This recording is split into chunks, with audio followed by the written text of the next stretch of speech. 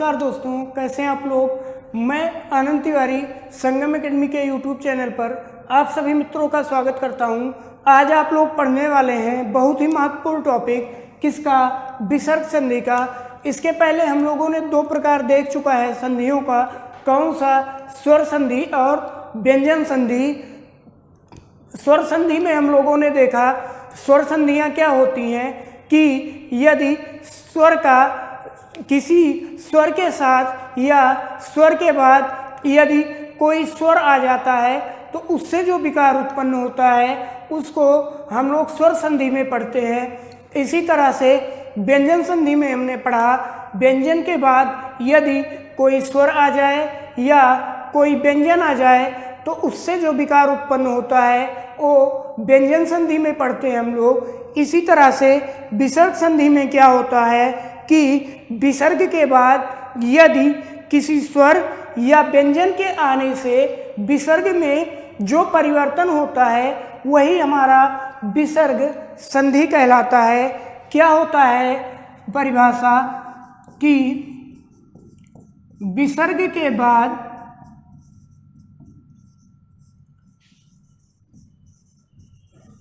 किसी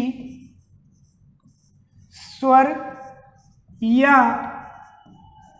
व्यंजन के आ जाने से, व्यंजन के आ जाने से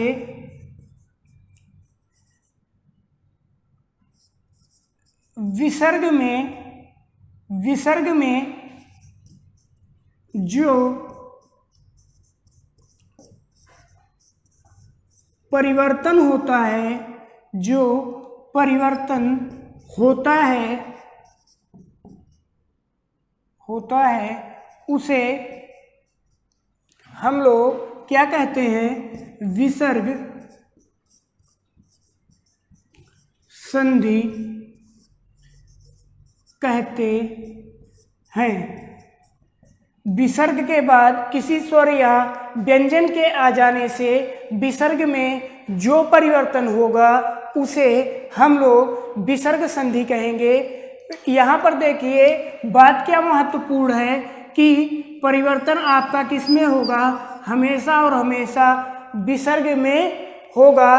अब विसर्ग संधियों का पहला नियम क्या होता है कि विसर्ग का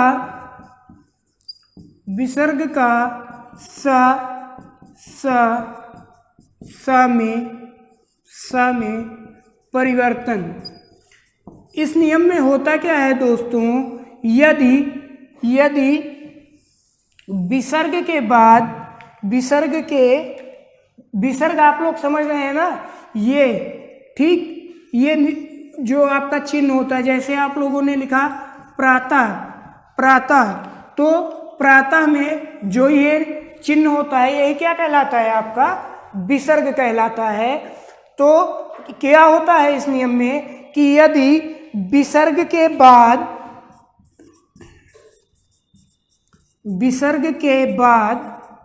क्या आए, चा या छा वर्ण आए तो ये बड़े वाले सा में, चा या छा वर्ण आए तो बड़े वाले सा में, टा या ठा वर्ण आए तो खट्टी सा में, और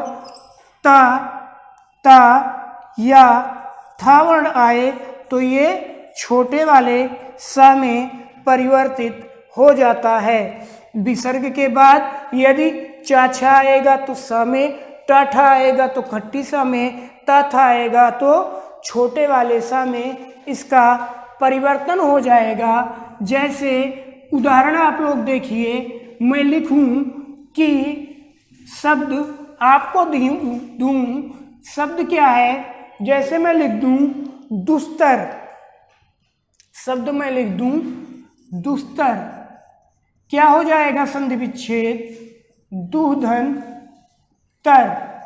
क्या हुआ, विसर्ग के बाद देखिए आपका ता वर्ण आया, विसर्ग के बाद ता वर्ण आया, परिवर्तन किस में हुआ, छोटे वाले सा में।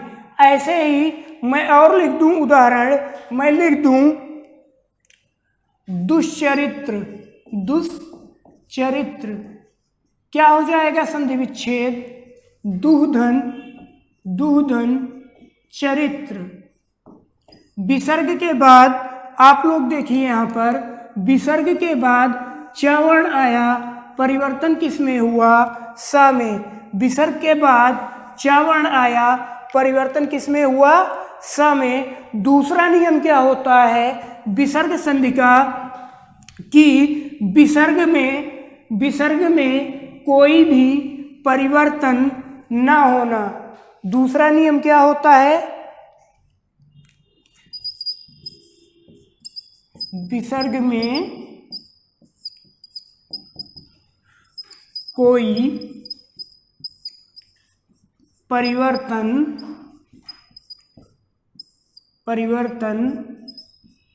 ना होना।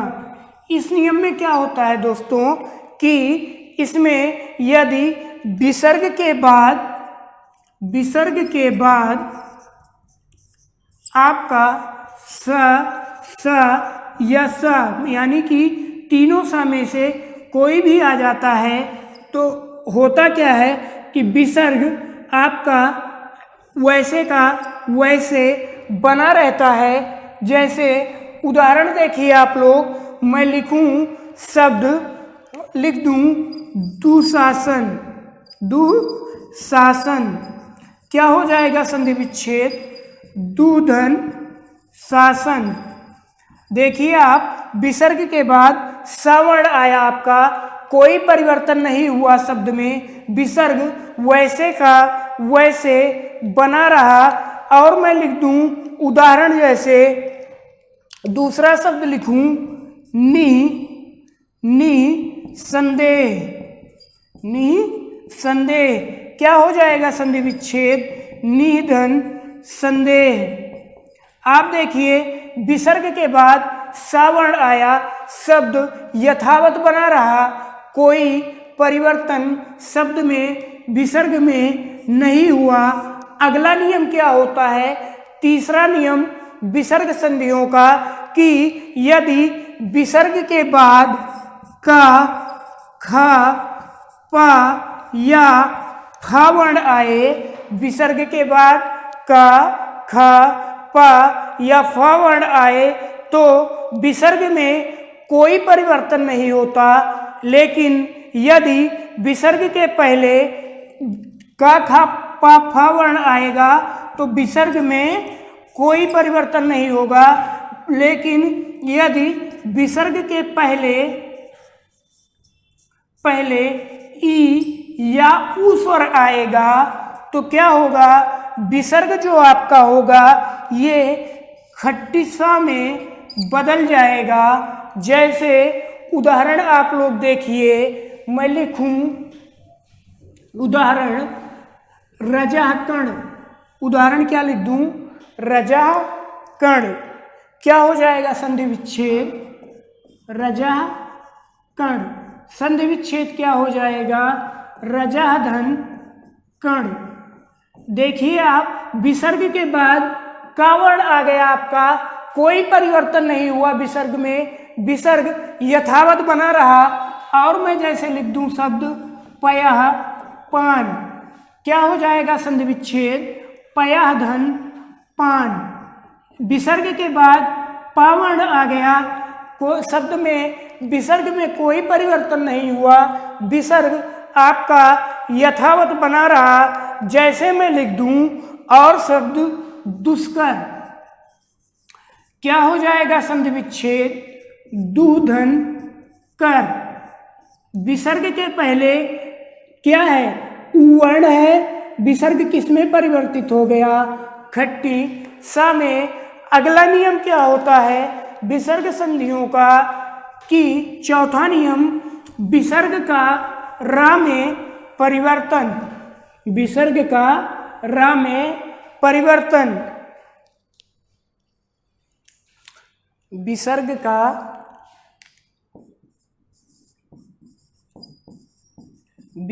का रा में परिवर्तन। इस नियम में होता क्या है दोस्तों? यदि विसर्ग के पहले आ या आ को छोड़कर कोई भी स्वर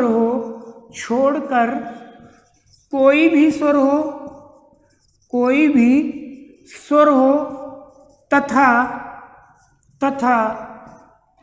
आपका विसर्ग के बाद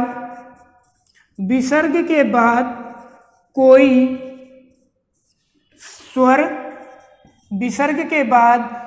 स्वर किसी वर्ग का तीसरा या चौथा वर्ण अंतस्थ व्यंजन या हा हो तो विसर्ग किसमें परिवर्तित हो जाता है? विसर्ग रा में परिवर्तित हो जाता है।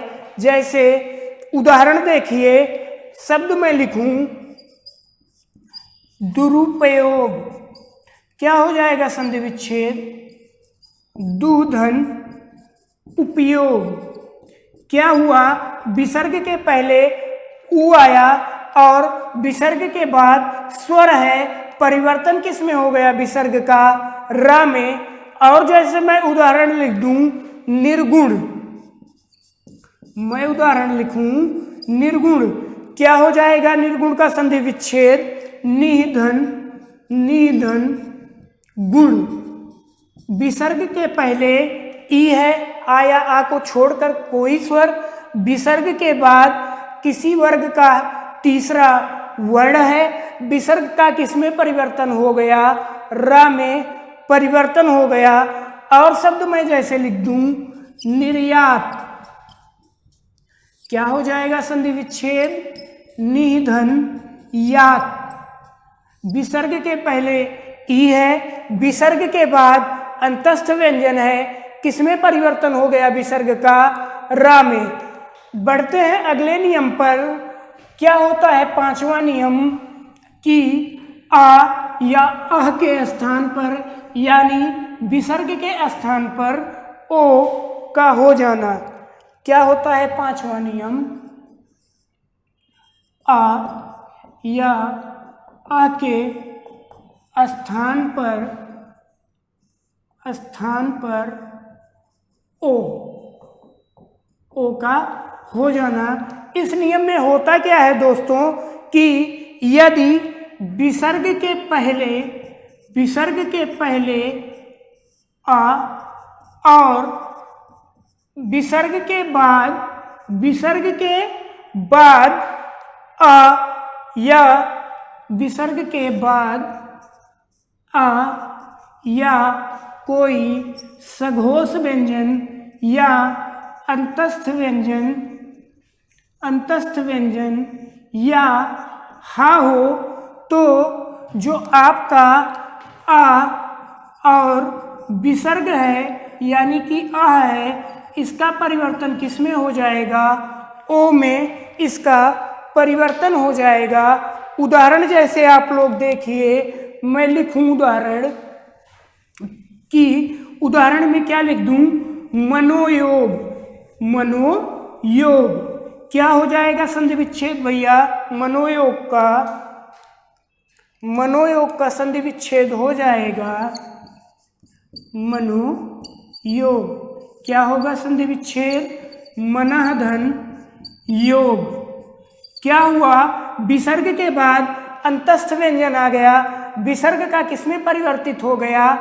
ओ में। ठीक अगला नियम जैसे मैं देख लूं, शब्द लिखूं पयोद। क्या हुआ? संधि विच्छेद हो जाएगा पयाधन द।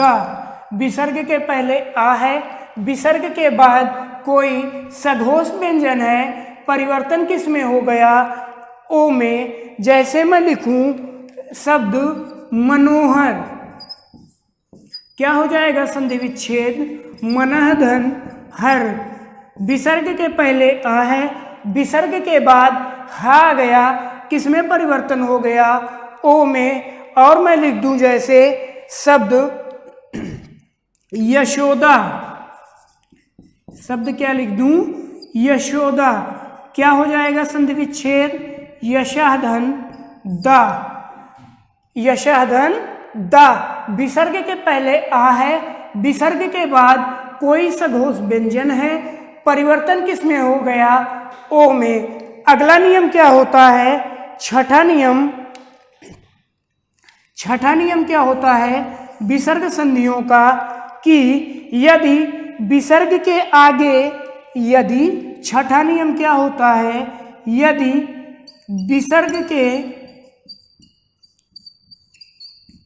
विसर्ग के आगे रा व्यंजन हो, विसर्ग के आगे रा व्यंजन हो तो विसर्ग का लोप हो जाता है। रा व्यंजन हो तो विसर्ग का लोप, यानी विसर्ग गायब हो जाएगा, विसर्ग का लोप हो जाता है, लोप हो जाता है, लोप हो जाता है। तथा विसर्ग के पहले का, विसर्ग के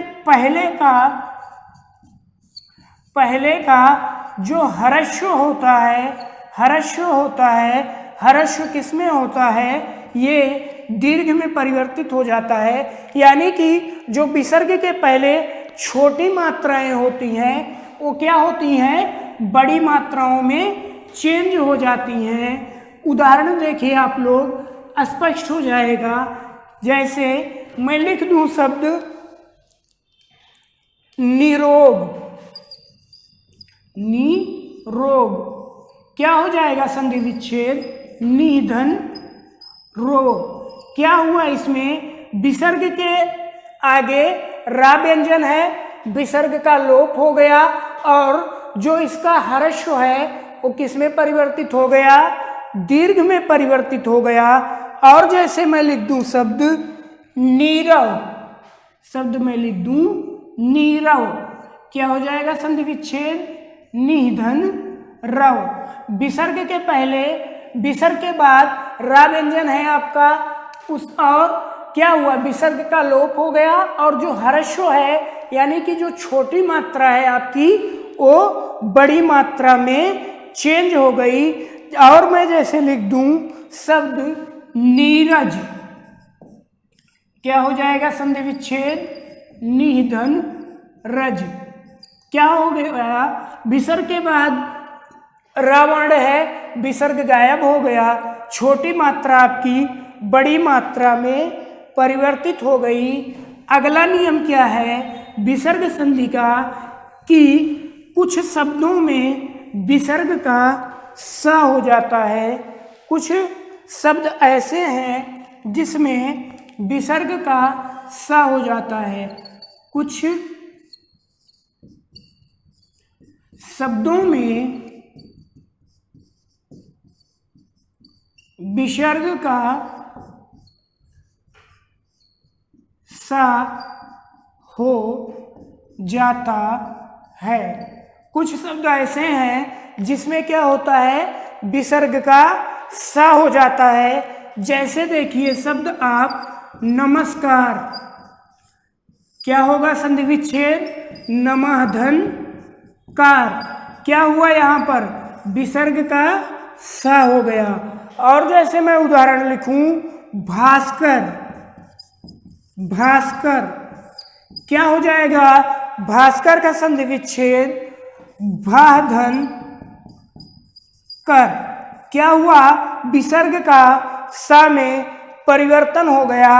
और जैसे मैं लिख दूं शब्द पुरस्कार, क्या हुआ, पुरस्कार संधि विच्छेद क्या होगा, पुराधन, पुराधन कार। विसर्ग का सा में परिवर्तन हो गया। इसी तरह से ये शब्द होते हैं जिसमें विसर्ग का सा हो जाता है। तो दोस्तों ये थी आपकी विसर्ग संधि। विसर्ग संधि और व्यंजन संधि आप बहुत ध्यान से पढ़िएगा, नहीं तो होता क्या है कि कभी कभी इसमें जो नियम है वो मिक्स हो जाते हैं। बस विसर्ग संधि में आपको ध्यान क्या देना है कि इसमें परिवर्तन हमेशा विसर्ग का होता है। जो विसर्ग है उसी में परिवर्तन होगा कुछ ना कुछ। तो मैं आशा करता हूँ कि आपको विसर्ग संधि बहुत ही बेहतर तरीके से समझ में आई होगी। अगर कोई भी दिक्कत होती है आपको तो आप कमेंट करके पूछ सकते हैं। वीडियो को लाइक करिए, दोस्तों के साथ अधिक से अधिक शेयर करिए, चैनल को सब्सक्राइब करिए, बने रहिए। मिलते हैं अगले वीडियो में। खुश रहिए, स्वस्थ रहिए। नमस्कार।